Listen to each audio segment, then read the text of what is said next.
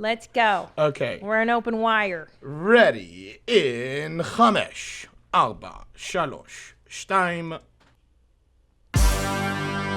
Yeah. Hey, yeah. Where my mom's at? Where my mom's wearing thongs, hitting bongs at? Raising kids, cleaning shits, need a long nap. Where my mom's at? Where My Mom's At podcast with Christina P. Do you love it? We need to have the horn here. Need to be here. Need to have that. Air horns are the worst. Oh, yeah. You worked in radio. Yeah. Yeah. I think it's on my mind because it was on Killing Eve last night. Oh. Villanelle had one of those. I have to catch up. Oh. I'm at the beginning of season 3. Oh, you got a ways to go. Yeah. I love that show. You got me hooked on it. Yeah. And now I'm in it, man. Yeah.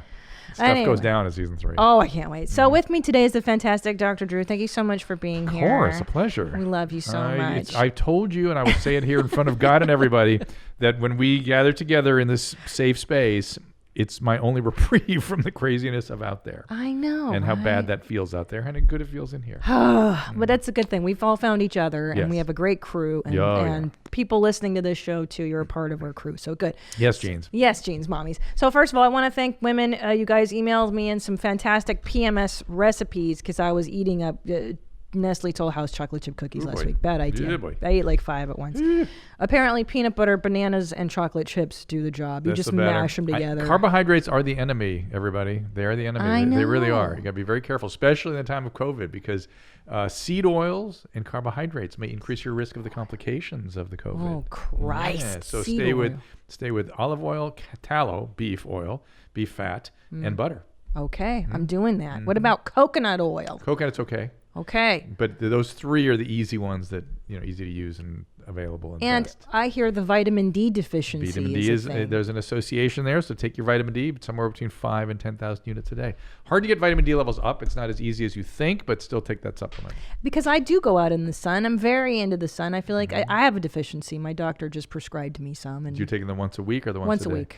Once Yeah, a week. that's the more pharmaceutical level.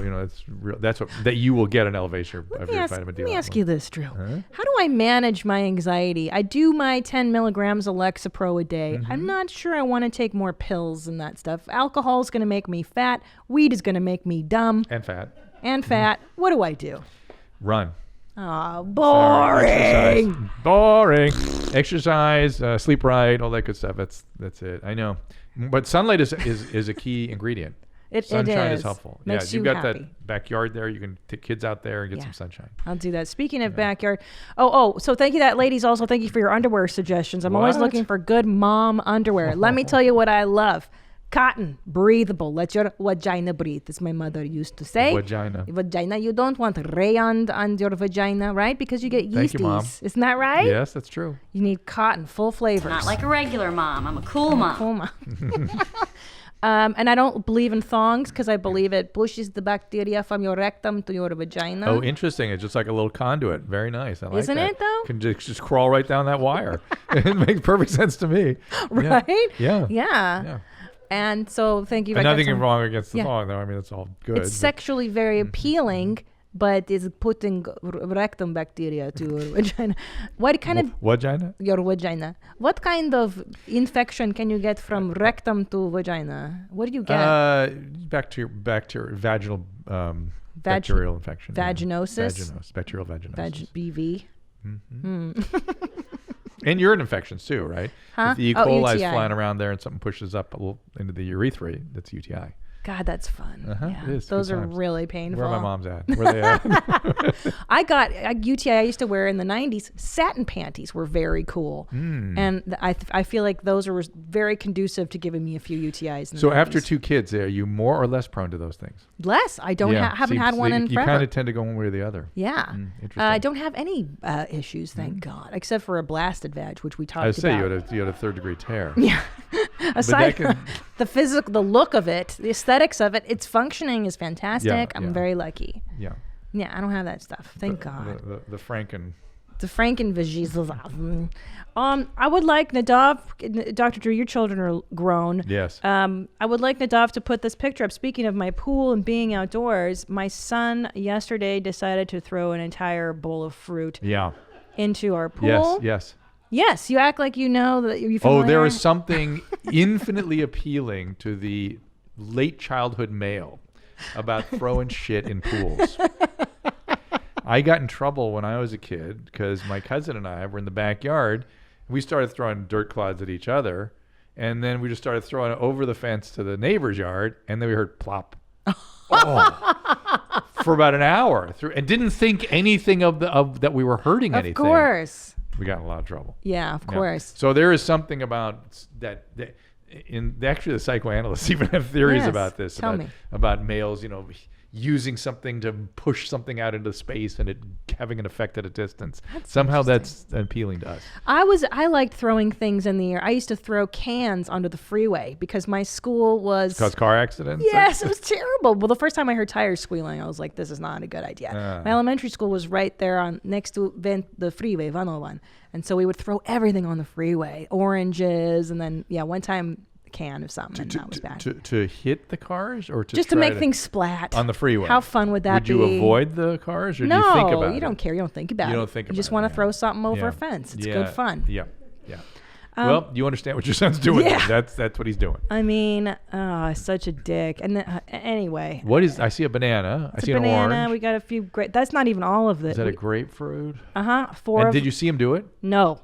I was upstairs. I bet he was laughing hysterically the whole time. 100%. He's such a little shit. Okay, Native, go back to those notes because he had to have been doing it for someone. Is this your older or younger son? The older one. Was he doing it for his little brother? Probably, yeah. Oh, okay. Everything perfect. to amuse the little brother. Yeah. That's what it was.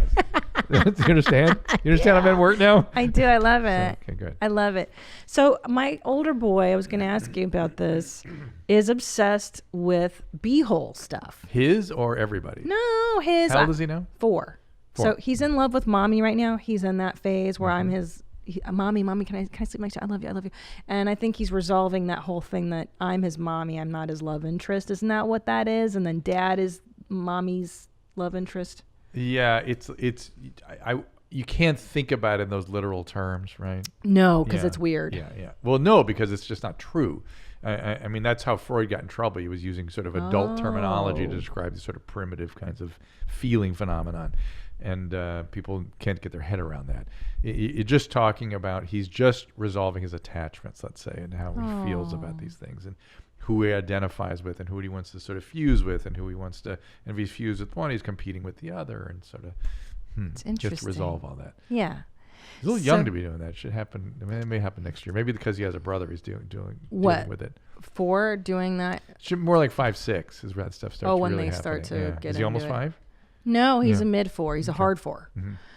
His brother's around, and the brother's competing, I think, for attention from mom because he's almost 2. That may be a part of it. Yeah, so he's always in mommy's arms. But the point is the butthole stuff. You're so fortunate. 2 males. Oh my God, I love it. I do love it. I love it. I don't know what I would do with a woman. I have so many mommy issues, Drew, that I think it's probably best that I just stick with the guys. God thought better of that. Yeah, I'm serious. I probably would be in more intense therapy. But the butthole stuff, he's like, Mom, can I put this in my beehole? I'm going to put the rib in my beehole. Can I want to put this stuff in your beehole. Can I put this in Dad's beehole? So there's this idea that now I think he figures out. Does he laugh or is he? It's a joke. Yeah, it's a joke. So it's, again, trying to avoid the adult sort of constructs. There's energy around that, right? There's just a feeling, the connection to that is sort of intense right now. And it may be neurobiological development as much as anything. I mean, for instance, later, there's a different body system that kicks in for the male that he becomes preoccupied with. Oh, my God.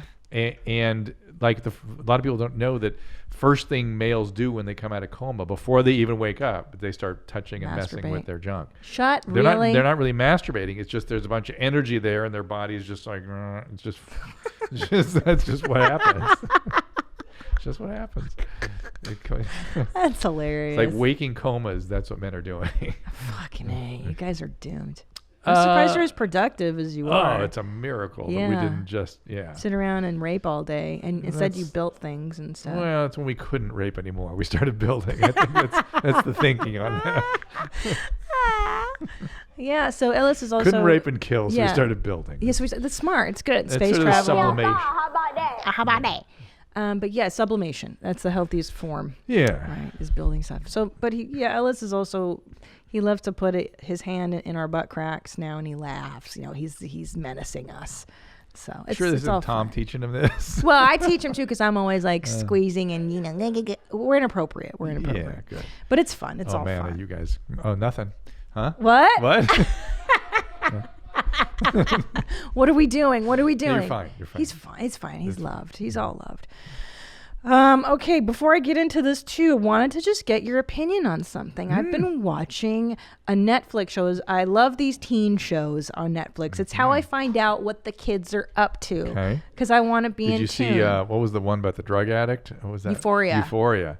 That was good. Although it prompted me to buy Xanadu, my first pink wig, because I wanted to look like Jules, the transgendered character who I loved. I got into that. Now I'm into Never Have I Ever, which is about an Indian girl in the San Fernando Valley and her whatever. And in the culture in that high school, it is customary now for girls to ask boys out on dates. How do you feel about this? Yeah. So I feel okay about it. I know you have issues. I don't like it at all. So here's the deal. The one thing I like about it is that both sides need to develop some skill with this so then they can decide what they want to do with it. In other words, females are not encouraged to develop that skill of asking out. Males are not encouraged to develop the skill of accepting or turning down. We don't know how to say no. We freak out. It's like, she's asking me out. I got to go. I guess I'm obliged. What am I going to do? And we don't know how to, we have no idea how to make our intentions inserted into the situation. We just feel like we have to kind of go along with it. Now, by the same token, we are also very, very, very lazy. And if it's somebody we're actually into doing that for us, fine. Great. Fantastic. Great. Just skipped over a couple steps I don't have to worry about. Right. So we're very pragmatic and lazy. Yes. So on one side, we're cool with it. On the other, I like the idea that people have developed skills on both sides. So particularly the women can decide what they want to do with it. Maybe they do want like you and they want Interesting. to, but they at least can make a choice that way. That's a really good perspective. One that I haven't heard before. I don't know. I'm of the old school where the biology dictates, not that we should be completely like, just waiting in the tower for our man. I believe in dropping meaningful signals. Just drop the hanky. Just so you know, we have no effing idea about any of that. You can curse. You don't understand how bad we are. Well, that's we why don't pick up on anything. Well, let me tell you what I did when I wanted Mr. Tom Segura to ask me out. I had a mutual friend call him and go, "Hey, Christina likes you." Oh, that's good. If you're 12. So, how old were you guys? How dare you, How sir? old were you guys? 28. All right. Okay. All right. Hello. You're still young adults. All right. Well, 15 years later. Yeah. No, it married worked. to No, I don't it mind that works. strategy. I think any strategy that you might need to use that is not. It's nice when you don't have to put yourself on the line that way. You don't have to. I just say like, hey, tell No, Tom, we appreciate that. If Guys he wants to appreciate come courting, hey, Froggy's here. She's into Froggy it. wants to go courting, whatever the fucking dumb thing is. Yes. Yeah, that's great. It's just I a like hanky. That. And I like the intermediaries. doesn't have to pick up the because then hanky. nobody gets hurt, Right. right? And I think men should use intermediaries too, and I know they do. They do. Exciting. What a world we live in. And pretty soon there will be no genders. And what's going to happen then? I don't know what is going to happen. What's going to happen? Okay. Let's take some calls because you guys have been so wonderful calling in. I like to do relationship. Wait a minute. Before we get into that, You had that one long email about the guy with ADHD. Please address this first. I will just tell you, my friend, I've read the email. You are way downstream in a mess in terms of your pharmacotherapy and what you should be taking and shouldn't be taking. Somebody needs to straighten that all out. It sounds like psychostimulants, you said you were on Adderall for a long time, may not be the right thing for you. Definitely, you shouldn't be treating yourself ever if you have a real bona fide mental health illness. And so your idea of treating yourself with psilocybin, not good. Not saying the psilocybin may not one day have some clinical application. We just don't have the science for that yet. So there you go. Hold on, Christina. Can you give a little context on what? Yeah. That is? What was? Can you give a general? Because he just said he had a medications question. He had ADHD and some mood stuff and some anxiety stuff, and they were just piling one thing after another on him, and then he wasn't Drugs, seeing. you mean? Yeah, medication. Yeah. Then he wasn't seeing the psychiatrist, and he was doing things on his own. boy. It was just a lot of chaos around his care. He needs somebody really good to straighten his care out. That's all. As we all do. Yeah, and be careful, man. My peers do not. If you have drug addiction, you have to be exquisitely careful every time you interact with the medical system. My peers, the vast majority, do not understand drug addiction, and so they will do things and give you things in good faith that can send you in the wrong way, and they will not understand what they've done or don't understand the signs and not look for them, and just be careful. Okay, so what? Find a good psychiatrist? Yeah, like I was talking to somebody on one of my streams. I'm doing streams every day on Dr.com, by the way. Very I'm trying good. to update everybody on COVID and stuff. And had Andy Dick on yesterday. And I love Andy. And Tom Arnold and George Papadopoulos and his wife. Andy used to have a TV show, a stream show or a podcasty kind of show called The Shit Show. Yeah. He brought it to my stream yesterday. It was a shit show. What did he do? He's just being Andy. Just being Andy Dick, yeah. Yeah, he played some music from With the Bitches of the Century, and Yeah. it was great. Andy's the best. Good. I love. Wait, do your plug so people know where else they can. So it's all at Dr.com. Everything's Okay. at Dr.com. But be sure to watch our show. I love Dr. Thank Drew you. After Dark. Yes. The best. Where People there is love something it. coming soon of a TikTok nature that I'm actually nervous about seeing. Oh, okay. But you said I'll You're freak gonna love out. it. Yeah. Gonna love It's it. all good. It's all good. Okay. Okay, so anyway, that guy, like the other day I was saying, the other day on my stream, a guy was telling me the medication he was being treated with, and he was a drug addict, and I knew by the medications that were being chosen that psychiatrist knew what he or she was doing, Okay. because they carefully chose stuff for the ADD that doesn't trigger addiction. Okay. That's what this guy needs. Let's do this since we're kind of on drug talk. Okay. Let's talk to Dara. She's a child of 2 addicts. Good times. Dara, hold on, let's see. Dara, hi, it's Christina and Dr. Drew. How are you? Hi there. Hi, now. Mommy. So you had a question about you're a child of 2 addicts. What's going on? Yeah. So I'm 25, and my parents got divorced last year. They were both addicts pretty much since I was in middle school. Mm-hmm. One active, one in recovery. Ooh. And ever since they broke up, it's been pretty tough. Like, they were both homeless last year. So now I'm doing a lot of, like, reparenting and going to therapy. But with coronavirus going on, like, I'm having a really tough time just, like, having conversations with them because they tend to catastrophize things. And Where are they living? they live about a half hour away from me. They both have housing now, but I moved away a little bit. What happened to the recovering one that he or she got in so much trouble?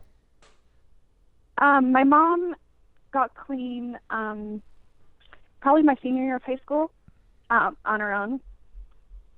But So she's not still clean. She's using again.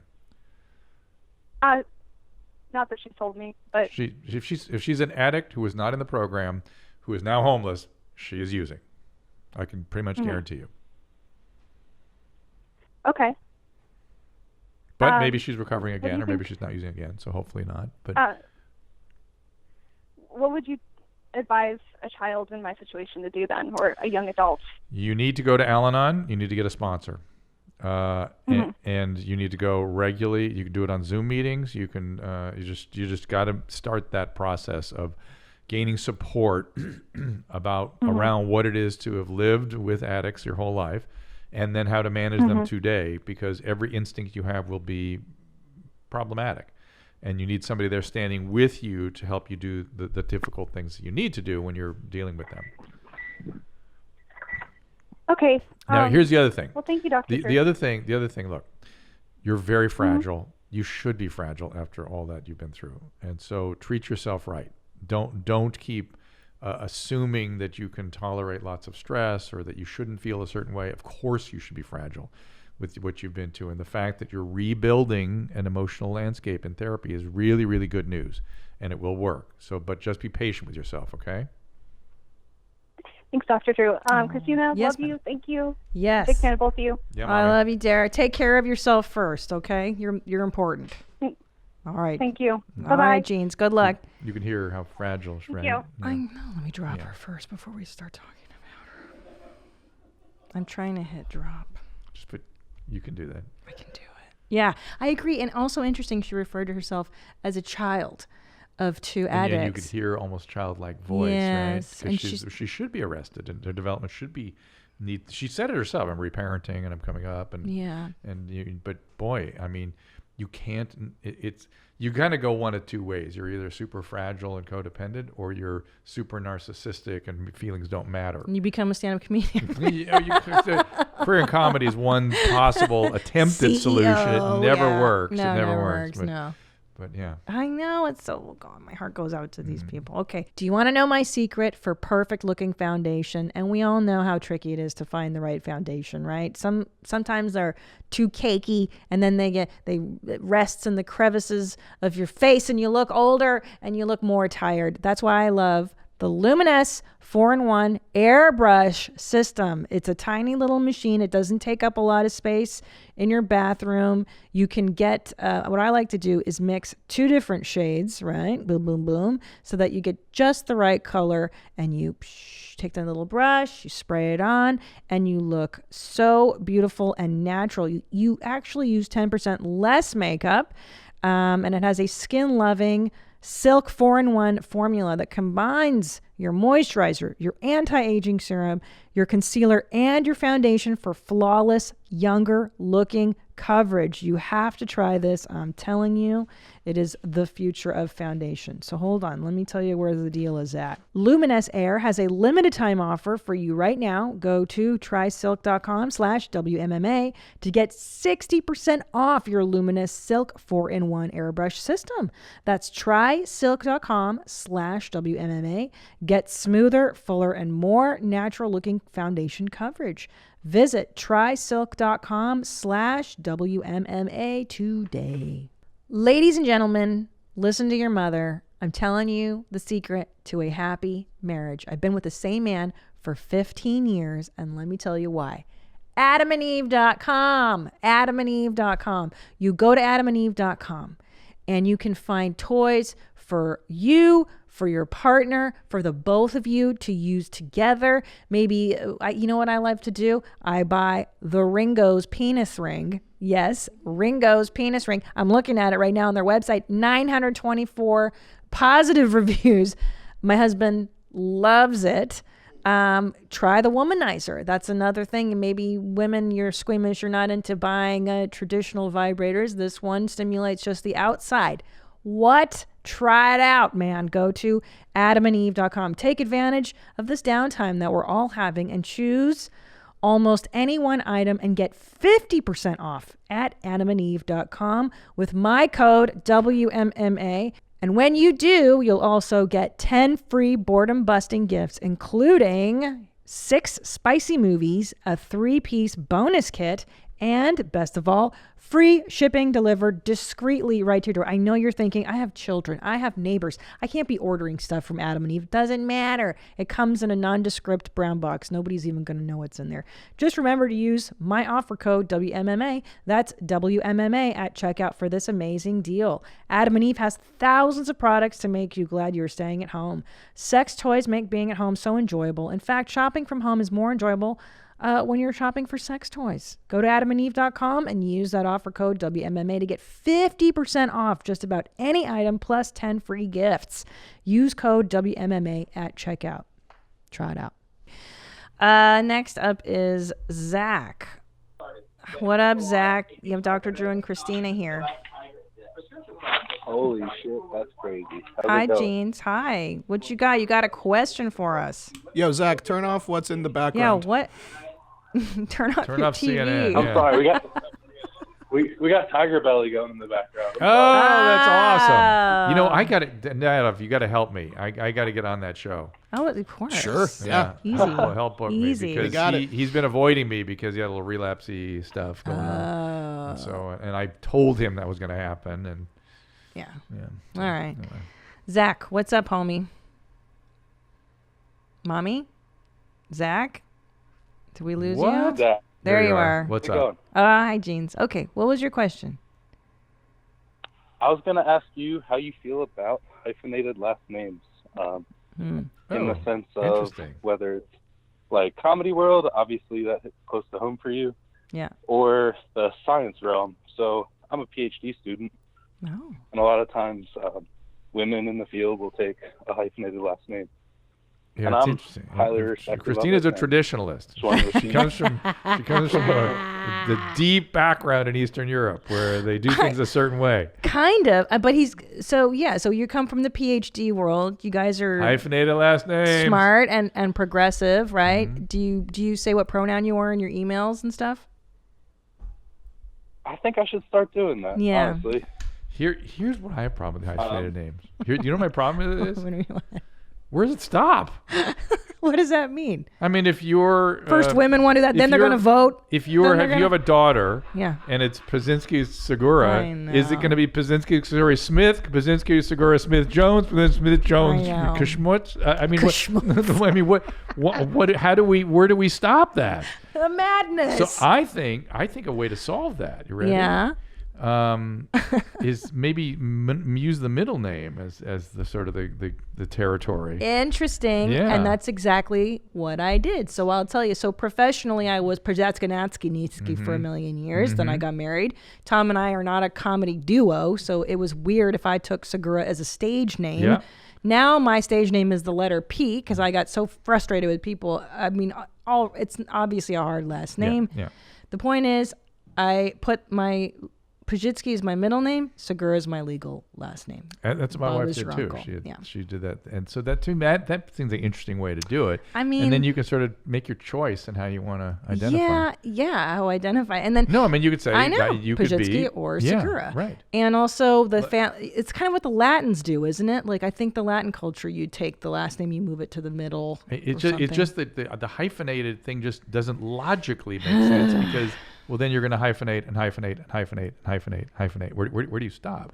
And so what if and is the or you're going to mandate that the female child take the dad's last name and then hyphenate the next one? Ay vey. That's paternalistic. Are we going to do that? I think there's there's other ways to do this. This also. whole women's rights thing is How fucking dare you. unreal. Anyway, are you going to get married soon, Zach? Is that why you're asking? No, just thinking about it in the future. And, just thought it'd be an ruminating on it, interesting point with somebody meditating who- on it. You got a Who's lot of free navigate- time. If I'm lucky, I will have a girlfriend that will have a Aw. body of work worth keeping that name. Oh, and I it'll got become you. a part of Yeah, look. my deal as well. Names are, you start to realize there is. Thank you for calling, Zach. Thank you, my love. It's none of it's a sacred shit. And what you learn when you go down, when you get married, when I went to the social When you go security, down. no, I mean when you go down to the social security office Yeah. and you change your name, you realize this is all arbitrary. I Of can course change it's my name arbitrary. to Hanky. Yeah. I can change my name Mr. to Hanky, yeah. Napkin Fart. Yeah, no, it Mr. doesn't. Hanky would be good. It doesn't fucking matter. So No, that's the point. And so Stupid. it seems to me, given that we can be thoughtful about it, there should be a more thoughtful way of doing it. So, as you know, I have a 2-year-old and a 4-year-old. I'm trying to maintain my femininity, my womanhood, my personhood. Good luck. Yeah, exactly. 3 males. Exactly. But what that means is my only goal is to not cut my hair off entirely. Like, you see women getting like the John and Kate, the Kate haircut, Right, but you have a tendency to express yourself through your hair, shit. right? Okay. Don't you? But I wouldn't do that. But that's to me, and I'll tell you why. I don't want to have that haircut, and I don't Yeah. want to wear culottes. So no mommy stuff. Real mommy Right. stuff. Yeah. So You want this kind of mommy stuff. yeah, because I feel like that look to Yeah. me denotes don't touch my vagina, stay away. I've shut this down. I'm no longer a woman. Do you know what I mean? Yeah, yeah. Do you agree with me that from a plumage standpoint, like when your peacock, the peacock will attract another with the plumage, and the minute you cut your plumage off, Your man Tom's gonna be fine no matter what you do. I know. Okay, he'll be all right. So you can relax. But I get what you're saying. It's always, I think both people should try to maintain themselves on behalf of each other. Right. I just think that's true. Like, it's not a problem. But it is kind of a defeminization when a woman does that, right? You have the baby and then you cut your hair like an inch short. Like, It just get, like, your it haircut. feels a little like you're shutting down. Yeah. You're shutting it down. Yeah. Yeah. It's once you buy the culottes that you really culottes. surrender. I don't know. That's some sort of Nazi propaganda. I don't know what the deal is with that. That's some sort of maniac brought that into the scene. I think that's the first Russian troll. Yeah, he brought those in. Yeah, disgusting. And I also feel that when you wear Crocs, a woman wears or a man wears Crocs or UGG, like those Birkenstocks. I feel like that's the last stop on a sexual highway. And women in their shoes, boy. Yeah. It's a big deal. It is. It's a signifier. I'm wearing fancy mom sneaks, like with glitter and stuff on them. And a good animal print. Yeah, that's what I'm talking about. That's signifying to the world, I don't want to fuck anymore. I'm shutting this down. Yeah. You don't wear these, do you? No. That kind of stuff? No. New. Nor does my wife, thankfully. No, and she wouldn't let you go out like this, right? There is that's an interesting phenomenon in itself. What your female partner will let you do in public in terms of how you present yourself. Exactly. Yeah, they will pull you aside and give you notes. Which this is our job as a woman, and if you don't regulate his physical appearance, you don't give a shit. We'll go bad. Yeah, we'll go down. It's not funny. It's true. I remember the first time I had a girlfriend who started advising me on clothing and things, and I was offended at first, and then she was like, "Why? I just want you to be able to look better in public. Why does that offend you?" I was like, okay. It's the woman's way. Like, all right, what do you got in mind? And then ever since, been taking notes. Yeah, and it's our way of keeping you. That means we like you and we love you. And women can be very hard on themselves. Oh yeah. So I know that whatever I get, it's only half of what she does to herself. Yeah, 100%. Yeah, which is really, I actually feel kind of painful about that because she's brutal to me. Yeah. And I can imagine if she's more brutal to herself. Oof. I know. I feel like it's hormonal too. Anyway. Okay, let's talk to Taylor. Thus mom jeans. Hi, Taylor. You talking about Hi, how's it going? I'm good. How are you, Jeans? You're here with Dr. Drew and me. Hi, Dr. Drew. Hey there. How are you guys doing? Good. You had a question about having kids? Chitlins? Well, yeah. See, I'm 33. I turned 34 this year. Okay. And I have a stepdaughter. She's 8, so I'm not like a complete idiot as to how, the whole kid thing is. But I'm just wondering if I do decide to push out a crotch goblin next year or so, how am I stupid for doing this in my mid-30s? Is this something that No. You're your early 30s technically, but you need to get on it for sure. Okay. And you had some added risk, right? But not massively. I mean, it's certainly common. Oh my God, Taylor, are you kidding me? My first kid I popped out when I was 38 and the second one at 41. That's insane, though. I mean, you give me hope. I'm not kidding. Why is that insane? No, it's insane that you were able to do that. I mean, you have about the same likelihood of being attacked by a terrorist. Really? Do you think so? Have 2 healthy boys at 41. Yeah, that's pretty good. I didn't know that because at 35 I began the process of trying to get preggers with Tom, and then I had 2 miscarriages, and then I was like, I should probably go see the fertility doctor. I did Clomid with Ellis. Boom, pregnant. 35 is when it starts to 35 is when they start to call you a geriatric pregnancy. They start reading you the riot act about how fucking old you are. It's not that you're that old. It's that the eggs. It just everything starts declining in terms of fertility at that. The eggs. So hold on. Let me talk to Taylor. Taylor Swift, are you there? Mommy, listen. I'm here. Here's what you want to do. If you want to prolong it a little bit longer, here's what you do. Go get your egg quality tested. I would advise to get the anxiety out of you if you want to before you start trying naturally. Go get your levels. Okay. It's a blood draw, right? They do your FSH or what is it? There's all kinds of stuff they can do. I mean, there's all kinds of ways all issues in assessing fertility, but starting with a fertility, usually they say try for a year, and that doesn't work, then see fertility. But if you want to preempt at your age, I think it's certainly quite reasonable. Yeah, go get yourself looked at. Okay. They can do an ultrasound. I remember they did an ultrasound, and you can literally see if you have eggs in the bank and how many. Now, that doesn't always indicate the quality, because when I did IVF on the second baby, they pulled out 18 eggs. Out of the 18, I think 5 were even viable to be fertilized. So sometimes, whatever, complicated. Science is on your side. Go somewhere good. Sorry. No, go on. Do you think that it makes a difference? Like my partner is, he's like 4 years younger than me. You think that's going to like help my chances with it? Won't hurt, that's for being sure. a bit younger? Yeah, males, their fertility pretty Jizz much, is fine. it's pretty much consistent. But it's, he'll be producing more of it at a young age, more. Yeah, more it's available. the eggs. They're gonna blame you for it. Well, he could have some intrinsic problem. I mean, we don't know, right? Yeah, his jizz could Yeah, be that's low. true. And there could be something. Well, he managed about to do it once before, so I feel like he could do it again. Right. Oh yeah. There you go. Have you? Okay. Yeah. Just do it now. Pull the goalie. See what happens. Good luck. Drink wine and relax. That's always what I say. Just drink. Have a glass of wine. I'm not saying get ripped. Relax. Don't think about it so much because women get so keyed up over it. And I mean, not that I didn't either, but truly, just relax. It's uncanny to me how much relaxation is a part of a really important part of female biology, both in terms of sexual receptivity and reproduction and productivity.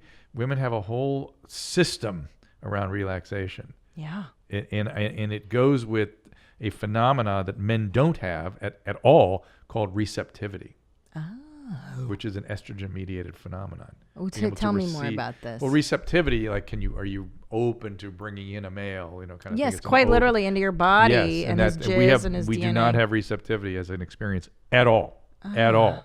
And that whole receptivity and the relaxation required for it bleeds over into other motivational systems. Right? Fascinating. Which you just told her to relax. You must. And you wouldn't tell the male that working on fertility. You'd say, "Do you go out and get blah, blah, blah, blah. Go jizz. No. Yeah. Go make more. Do it again. Do it again. Don't drink wine. Sleep right. Exercise. Eat more meat." Yes, that's what I did to Tom. That's so true. Oh my God, I didn't even think about that. That's why we're the perceivers of the world too. It's so interesting. Well, that's a whole other system that you have, which is you can use both sides of your brain much more simultaneously because of this thing called the Corpus Callosum. You have a much bigger connection between both sides. And so you're more, somebody was talking about this in something I saw that was, I think it was Jerry Seinfeld's stand-up, talking about women, what they perceive. Oh, I know what it was. He was saying, the baby was born and, he watched all these instincts kick in for his wife. And he said, and you know what I felt? Nothing. Zero kicked in. I could just watch hers kick in and follow them. And it was exactly my experience. It's so interesting. Yeah. God damn. It's fascinating. Wow. Yeah. I feel like we should be ruling the world, but you guys can kill us. It's a different system, right? And so theoretically, the way I think about it is, I used to think that, by the way. Yeah, I can tell I like it. And I've rethought it. I think there needs to be a balanced. We need both in the world. Masculine and the feminine. Yeah, energy. and we somehow need to figure out how to balance it better. Yeah, we do. It's coming. It's the pendulum is moving right now. Well, it's been moving way over the feminine side, right. I think. Yes. And I feel like it needs to kind of find a little more of a happy medium, a little bit more, because to operate just from feelings, which is what's happening right now. We need a little critical reasoning with those feelings. Yeah. I love the feelings. I love that. But add some critical reasoning on top, please. But this is the first time and I'm not saying critical reasoning is a male thing. I'm just saying we need that overlay on our feelings. I agree, because the feeling stuff is it's now become nonsense. No, it has not. It's still, I dig that and by the way, males are having feelings and talking about their feelings and stuff, and that's good. And women are critically reasoning, and that's good, but we need to kind of bring more of them together. Right. Yeah. But I'm saying that feelings now dictate logic. Like they overriding. Like, what are you thinking about? Oh, just the SJW stuff. Getting in, from a comedy perspective, if I say a certain word and it hurts somebody's feelings, I'm now expected to change my behavior to make them feel better. That logic doesn't even follow. It's nutty. So not only is it there's a logic to that, but it is anathema to what you should do if you want somebody to get better. So, like, for instance, when somebody has a phobia, how do we deal with it? Immersion. Exposure. Yeah. So by removing the stimulus, you are hurting somebody. Yep. So that's the problem I have. Yes, there's a logic to not hurting somebody and changing your behavior, but when the microaggression creates a response, maybe we need to help with those responses. Microaggression. Okay. Get the fuck out of here. Grow a pair is what I say. Grow a fucking pair. Let me tell you something. I'm a grown-up. Grown-ups don't get to eat delicious, tasty cereals. Not true. I used to think that until Magic Spoon came along. Magic Spoon is 0 sugar, 12 grams of protein, and only 3 net grams of carbs in each serving, and it tastes delicious. This tastes like the cereal that you had growing up, and now you can finally reclaim that joy. Here's their flavors. Cocoa, fruity, frosted, and blueberry. I've tried every single one of them. They're in my pantry right now. I love the cocoa and I love the fruity. You can't go wrong with those two. They're keto friendly, gluten free, grain free, soy free, low carb, and GMO free. Can you believe it? Here's what you're going to do. You're going to try your Magic Spoon. Go to magicspoon.com/WMMA to grab a variety pack. Try all those flavors. Try it today. And be sure to use my promo code WMMA at checkout to get free shipping. And Magic Spoon is so confident in their product, it's backed with a 100% happiness guarantee. If you don't like it for any reason, they will refund your money, no questions asked. That's magicspoon.com/WMMA and use the code WMMA for free shipping. We thank Magic Spoon for sponsoring this podcast and for making my life happy again with this delicious cereal. OM Jeans. It's summertime right around the corner and you're shopping for swim trunks. Go to Fair Harbor. Here's why. Fair Harbor replaced all mesh lining with their super soft built-in boxer brief liner, and it is so soft, softer than anything you felt before. From swimming to exercising to lounging and even sleeping, you won't take these shorts off. Here's what I love about this product. I ordered Fair Harbor shorts for my husband, for my 2 little boys. I ordered the lounging trunks and the swim trunks. They absolutely love them. But here's why I like this company.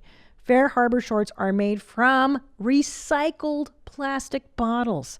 To date, Fair Harbor has recycled over 2.5 million plastic bottles, keeping plastic out of our waterways and off our beaches. Isn't that fantastic? They have a children's line so the younger guys can say goodbye to mesh lining now too.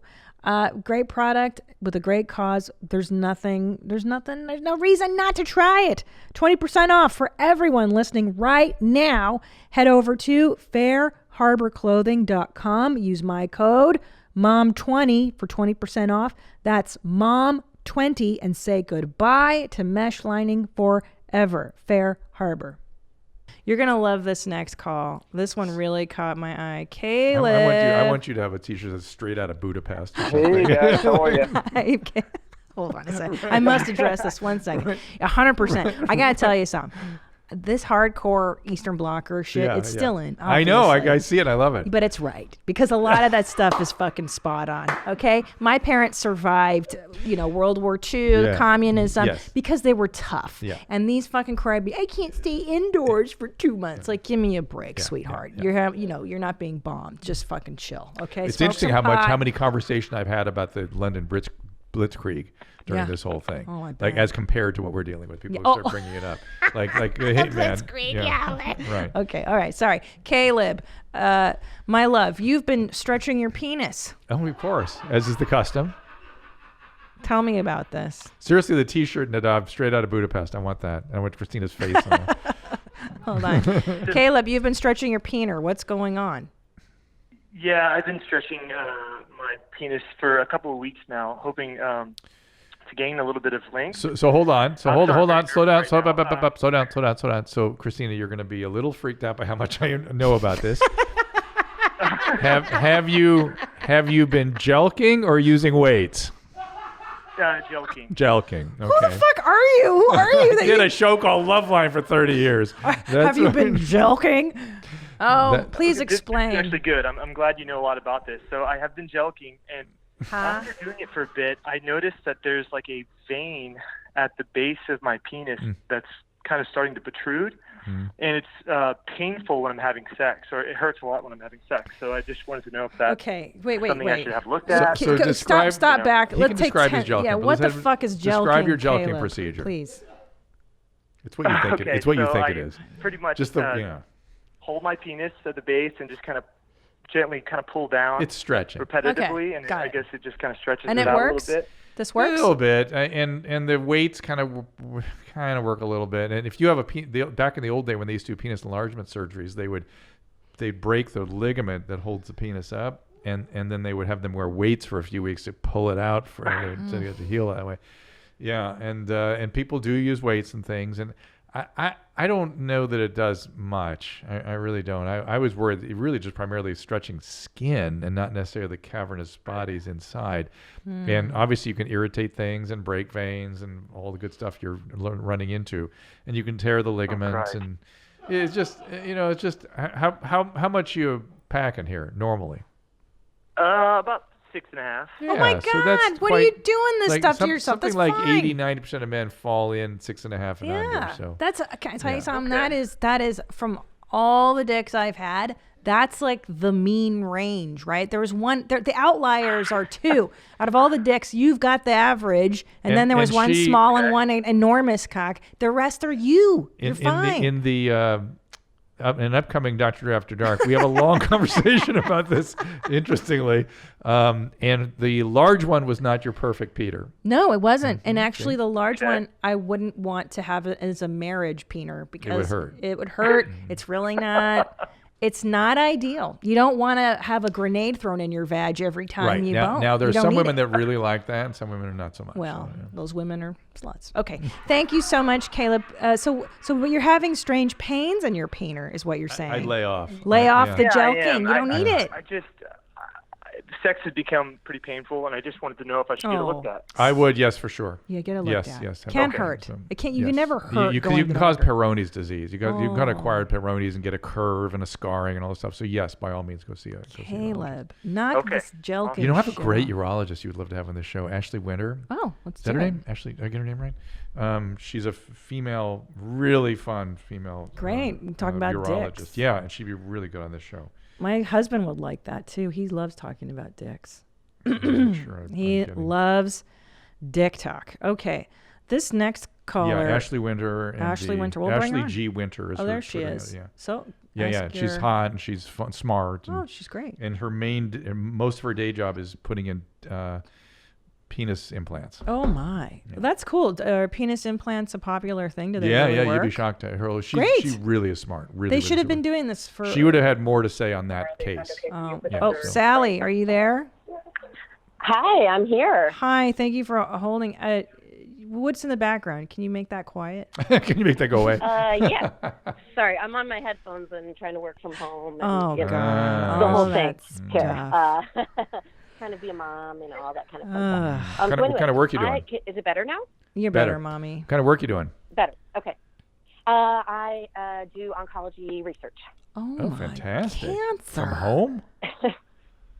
Yeah, so I'm a clinical research associate. Oh, interesting. Wow. Interesting. It's nerd Yeah, so we can actually do a lot of stuff remote now. It's great. Fantastic. Wonderful. I want a research associate. So I wanted to bring back up the female orgasm debate, specifically with squirting and breastfeeding. Not at the same time, but I've noticed I wasn't able to squirt until after I had kids, and that things changed. And I've noticed that sometimes when I have a hard time letting down my breast milk, I have to like really relax and sort of like relax my whole body. And it's the same thing I have to do when I squirt. This is pertinent to the conversation we just had. We were just talking about receptivity and relaxation in the female biology. So yeah, we're talking about that. But keep going. Yeah, and? Oh, that was kind of my question about that, and if you've heard of that and sort of like that nerve connection and also how that changes with women in your bodies. Like, I mean, everybody has a G-spot. Does your access to your G-spot change as you have kids? Yes. The architecture seems to have something to do with it. And so you had a vaginal delivery? No. Huh. 2 C-sections. Well, that's weird because usually when people talk to me about big changes like that, it's after a vaginal delivery because the architecture changes. Yeah. People who could not have an orgasm. I dilate a little bit. Yeah, there are women. I've talked to women who could not orgasm with intercourse before and then suddenly could afterwards. I've heard stories like this where there's suddenly squirting and there wasn't. I always wonder. So you asked questions off the air about squirting, right? Because you saw this call coming. Well, I will say I always thought that squirt was piss. There's a hot debate. It can be, and in that case, it's actually called female orgasmic incontinence. Right? So what's coming out of there? Oh, pee-pee. Pee-pee's coming out. When you're incontinent. But it also turns out there is something called the periurethral gland, which is this tissue that is prostate tissue. Oh. And it's identical to prostate, and prostate is what produces semen. Right. And so some women can produce a bit of fluid out of that gland, and maybe pregnancy. Oh, look, the periurethral gland. Let's see if we can find it in there. And if you look at it on a microscope, it has sort of prostatic tissue. And it never becomes cancerous in women, thank God. But it does produce in some women some fluid. And when they have that kind of squirting, it's a much thicker kind of a fluid.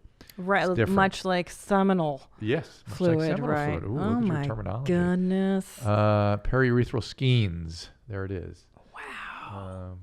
So that's fascinating. Right? It's interesting how having children does change. I mean, when you think about it, it makes sense. You have something growing inside of you that mushes your organs around, and then something suddenly coming out. Go back to that page. There was right there. Click on the periurethral histology. The pink picture down. There. That's See? And you notice the next section is normal prostatic tissue, right? It's because it all kind of looks very similar. So interesting, wild. Really interesting.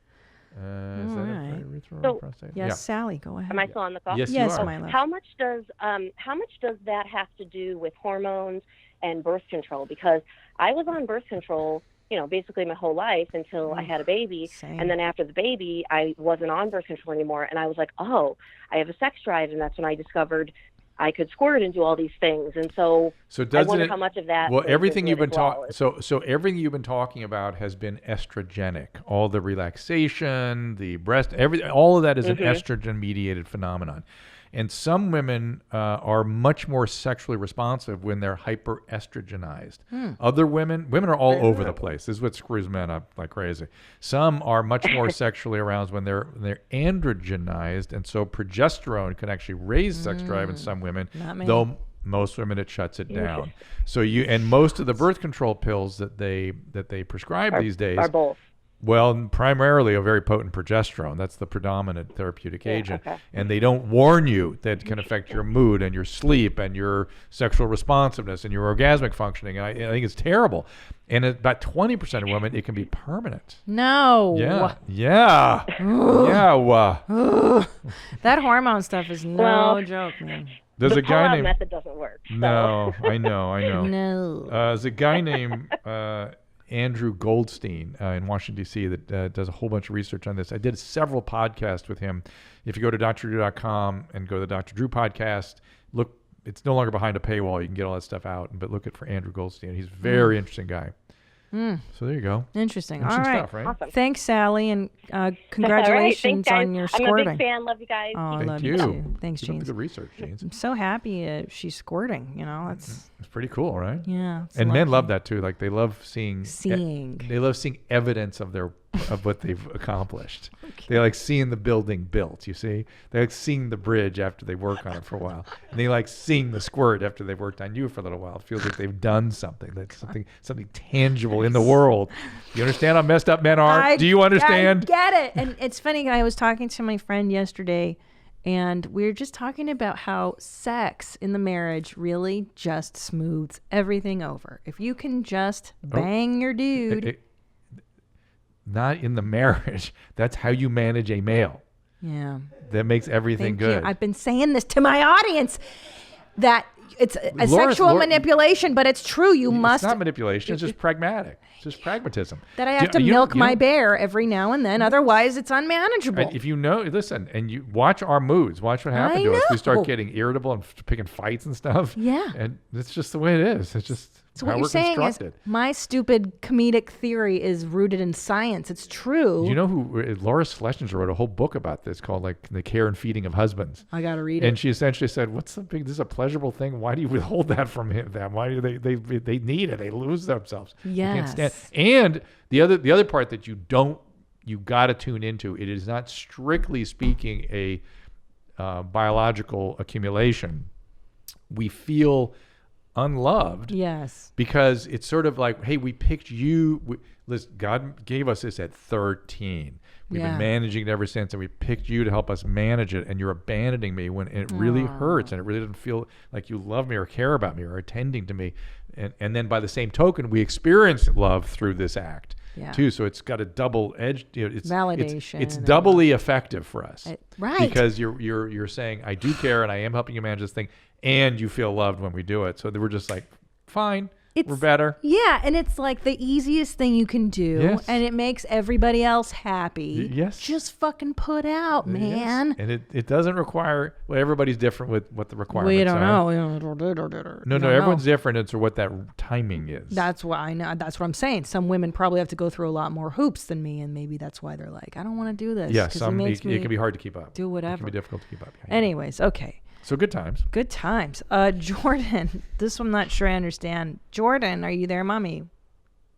Hey. Hi, hey. Jordan. Hi, you're here with... Long time listener, first time caller, always following Proto.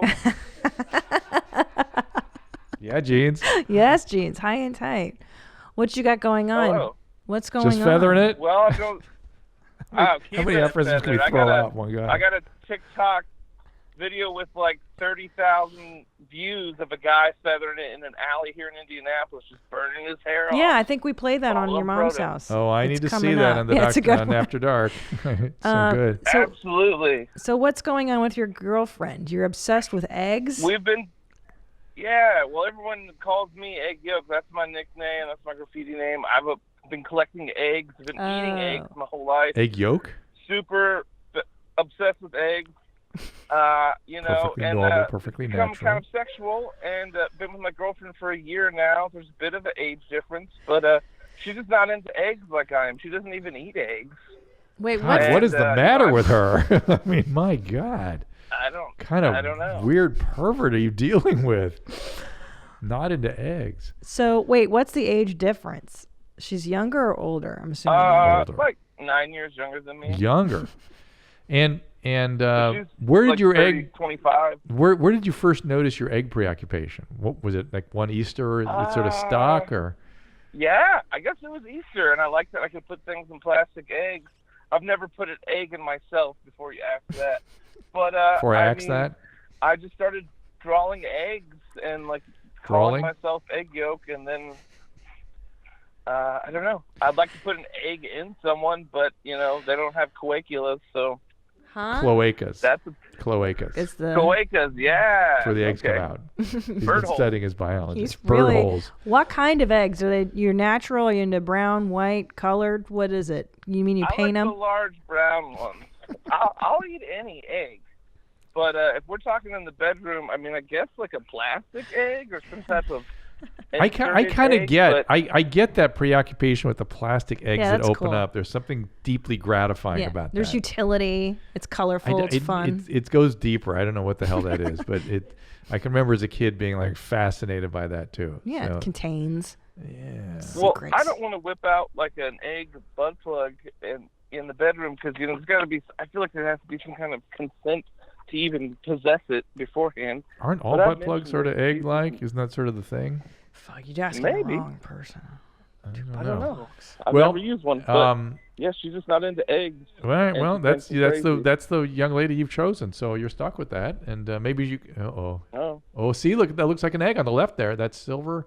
Those silver things, don't those look like eggs? Yeah, they do. They look. There's egg. Okay, so they're either eggs or ace of spades, one or the other. That seems to be the common. Oh, there's a egg of spades. They're all egg shaped.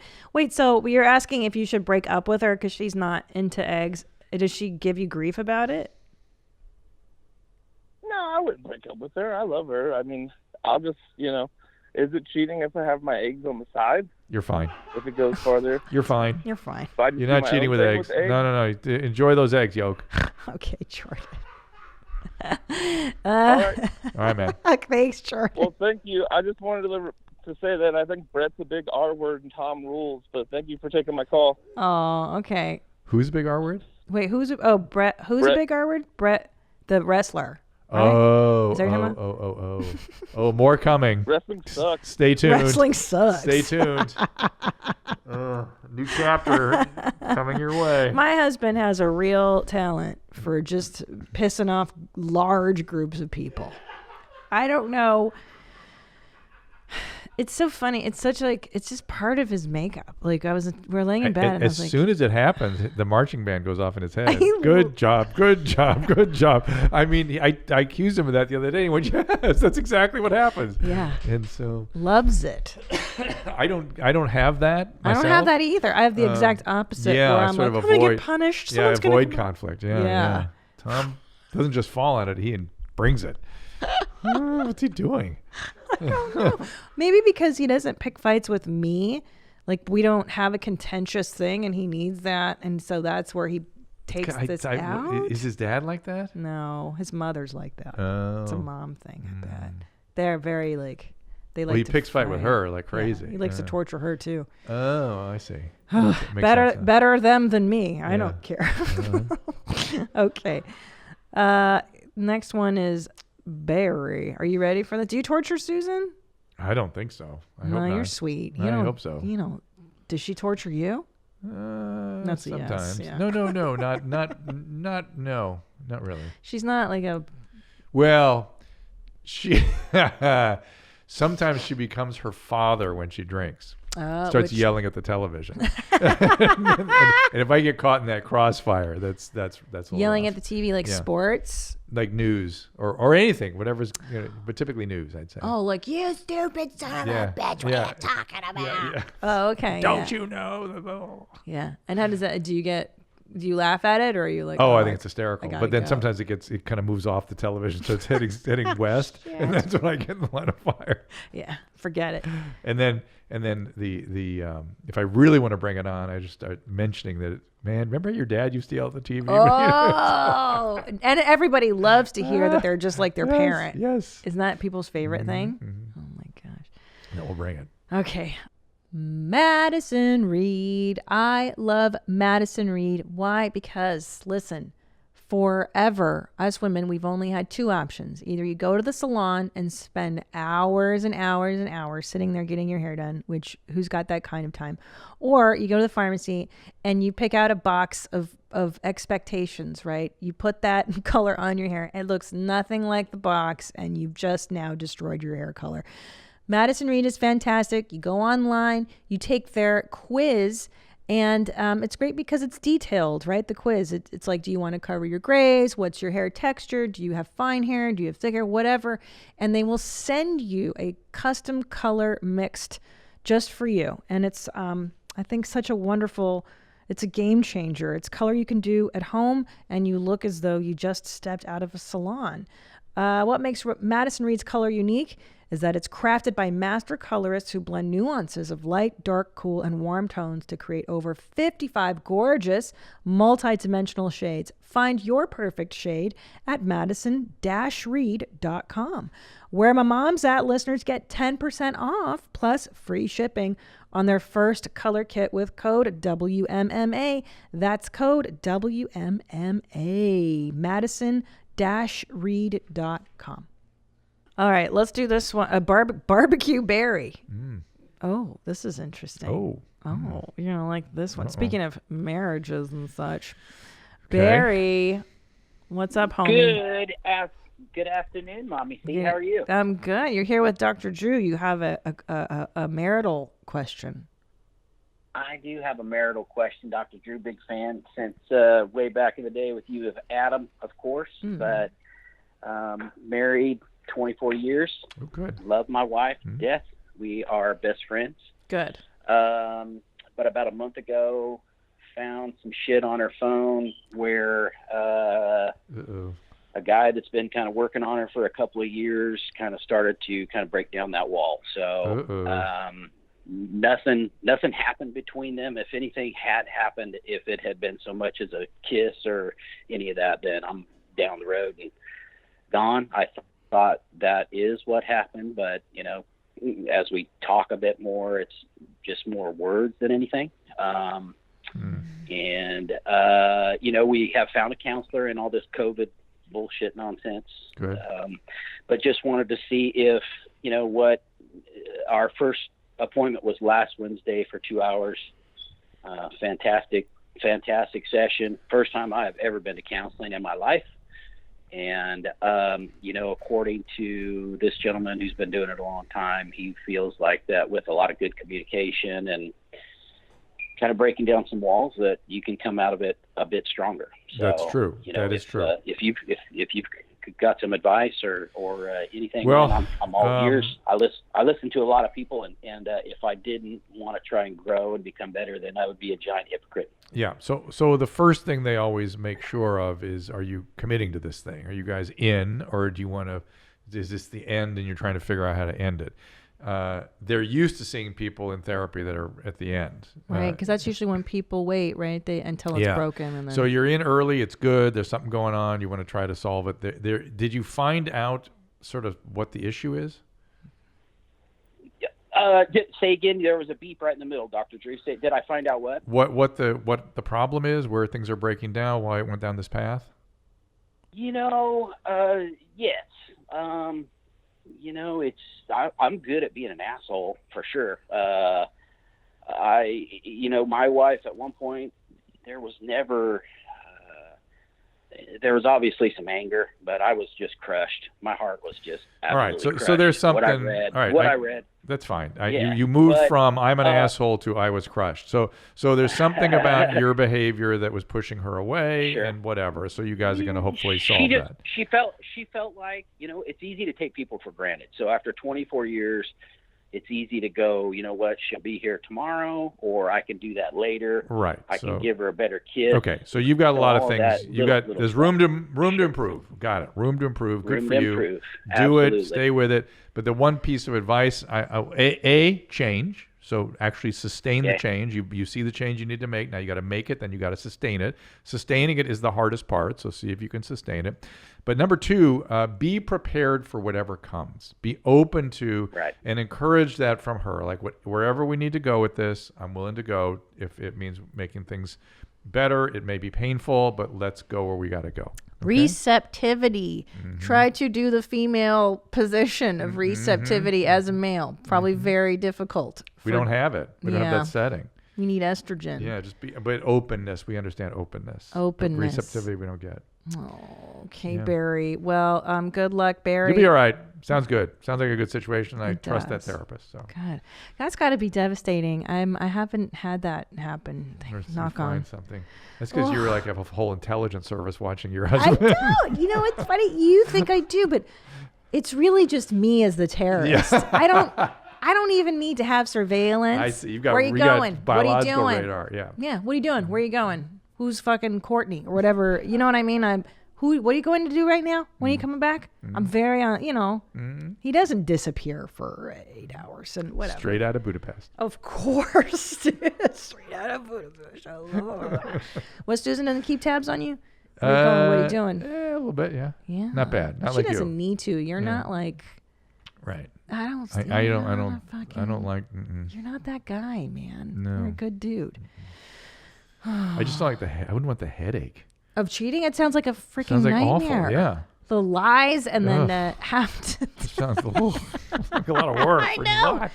Well, speaking of you brought up Dr. Laura before. I think she says that when people get bored, they tend to get into affairs and stuff. That's true. It's like something to. But the people that get bored that need stimulation, alcoholics, drug addicts, sociopaths, they need stimulation. Yeah. So. It's people that need stimulation. I get bored. I feel good. Right? Yeah, I feel like it's a relief to just to not quiet. Have anything going on up there. Yeah. Yeah. How did my dad stay married for 17 years at a clip? To which one? Right. Who knows what he had going on, dude? Come on. That's so true. Yeah. You're assuming. Yeah. What am I doing? Takes good 5 or 10 years before somebody's had enough, they bail out. So he may have started that process way earlier than you know. Right? Man. All right. Yeah, I hear you. Okay. What are the fails? I want to see what fails we got here. Is that a fails? Fail? Oh, yeah. Sure.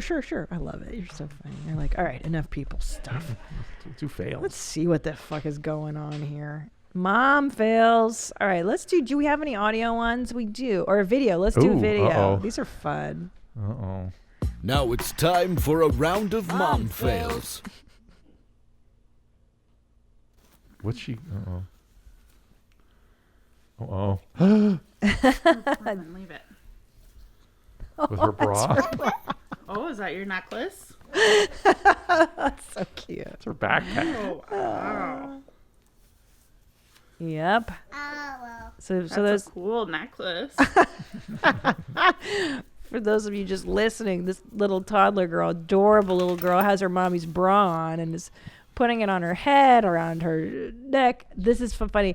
I have the hugest bras too, and both my sons love putting their heads in my bra cups because they're so enormous. Yeah. Oh, it's so cute. Your tetas get bigger That's after not a fail. kids, right? Yeah. Well, yes, they can. they get like not just hangier, but just voluminous. Sometimes they can go away. You can get involutional changes where they go. I wish. No, you don't. You don't want that? You don't That want can look that? like the fried egg on the. Oh, yeah, I want that shit. Yeah. All right, mom fails. I need to quit smoking.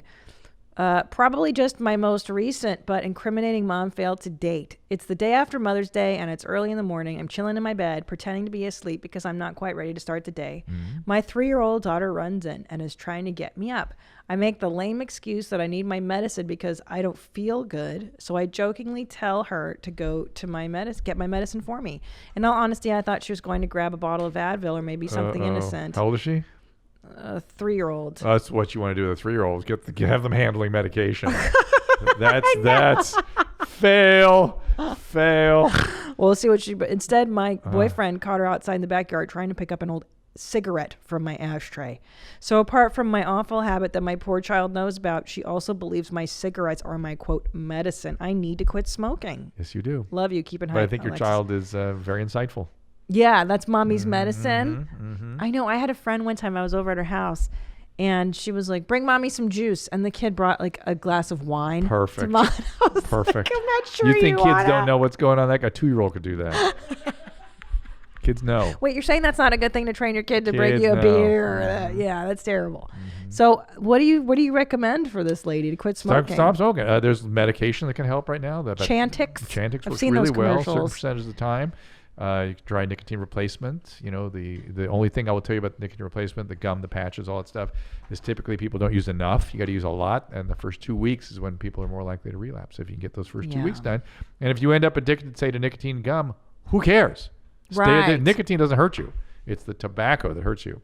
The tobacco. You know what I did too that really helped me was hypnotherapy, believe it or not. Yeah. I wanted to quit though, and I saw this lady here in LA. What's her name? Rita Black. She's in LA. If you want to see her, look her up. Rita Black. And she'll treat you once. It's like $300. And if you relapse, she'll treat you again. She's fantastic. Helped me. I did hypnobirthing with her too. Ooh. Yeah, she's cool, man. She's really cool. I believe in all that stuff. The power of the Were mind. you easy to get into hypnotic trance? Yeah. I wanted it. And I've done it for phobias. I did it for my vomiting phobia. It basically just took the edge off of it. Yeah. It didn't completely. Did she leave you with any suggestion that you could do or look to reduce it or further enhance the anti-vomit feeling? Yeah. There's steps that I must take. When I feel like I will vomit, I'm supposed to get my water, watch TV, do things like, yeah. And with smoking, I'm supposed to drink water instead of smoke. But they're not post-hypnotic suggestions so much as behavioral management. Yeah, exactly. Do you ever do that? Hypnosis? No. I think I'd be a tough one to get in. I do. I think I wouldn't go next because some people are really easy to get hypnotic trance and some are really tough. Yeah, I trust. I'm like, all right, I'm here for this. Give me this shit. It's not even that for me. I just feel like that would be, I don't know. I used to get kind of hypnotic when I was in therapy. Yeah. I would go into when time would contract and expand and same weird stuff. Yeah. I like that that stuff. Tell you what, you know what? My friend Rena just texted me. Okay. Would you mind taking a question from? Sure. Here we go. I'm gonna call Reens right now. She's a huge fan. I don't know what the hell she's gonna ask about. Let me give you some background about Rena. Russian no ballerina. Oh. Rena, ballerina. What, bitch? Pick up. What? She texted you and said, "Let's do this," and then just won't pick up. Fucking bitch.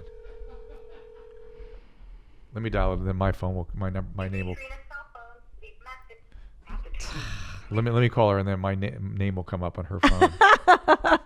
No, it won't. It won't? Wait. If I dial her phone number, Well, it won't. Call me. Okay, she's ready now. Yeah. Okay.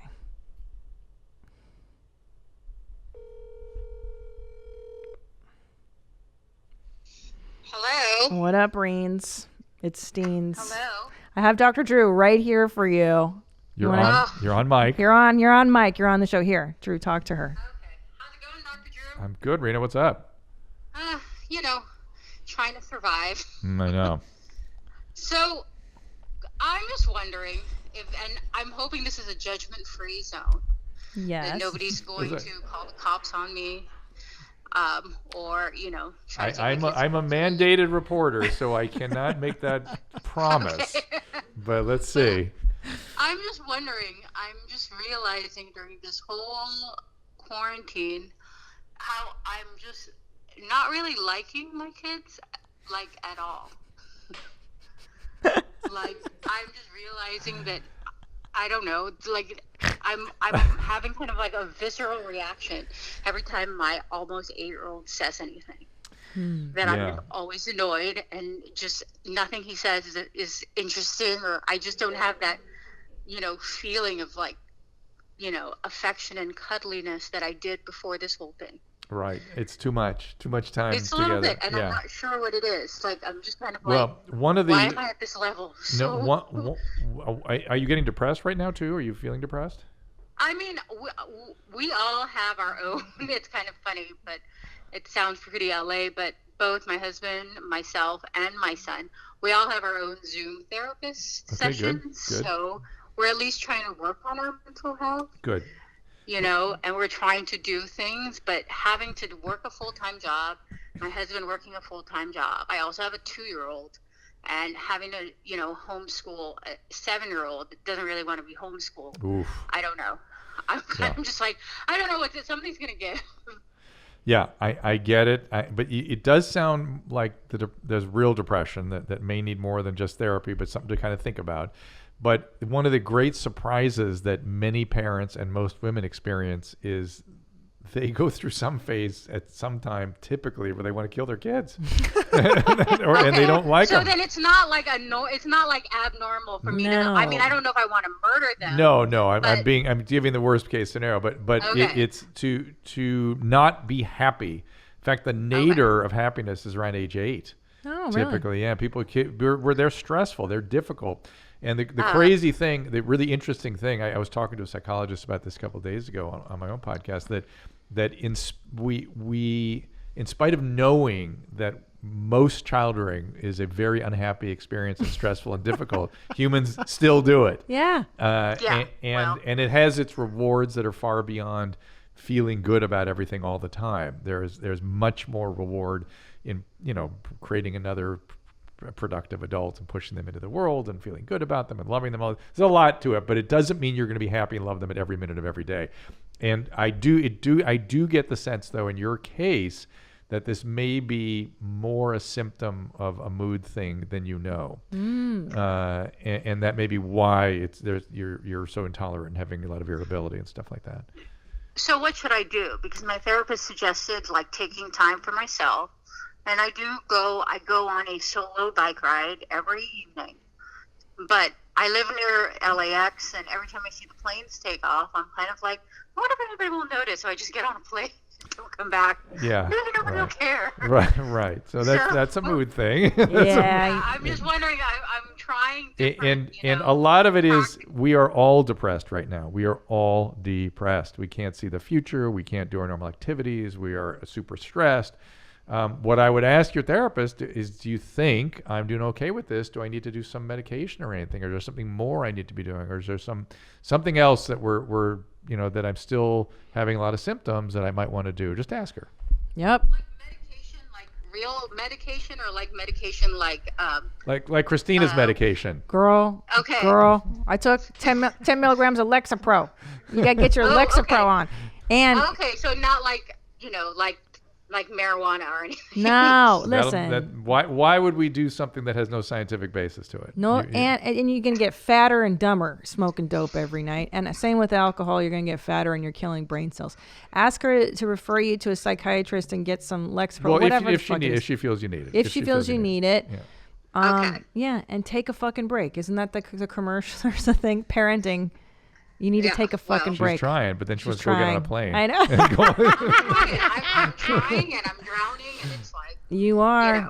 I'm just it's like everything and then I know, girl. I know. I can't do the fart jokes anymore. I can't be in a house full of boys. I can't do it. I don't like them. Listen. She just said what we've all been dreading. I think that may be more than people that we've been doing it for an hour. We've been talking about how difficult men are, and if you're only around men, if you have 3 of them, oh my God, God bless you. I don't know what to do, and then they all seem to understand each other's jokes. They're all laughing, and they're all happy all the time, and I don't know why. Oh, girl. We have to understand, too, Rena is an extrovert, and she does a million things a day. It sounds Rena like it. does not stay home. Yeah. So this is torture for her. Yeah, I know. So, all right. It really is. Yeah. It really is. I know, girl. We're almost out of the woods. Listen, things are starting to open. Anyway, I love you, and I hope we'll talk soon. Okay.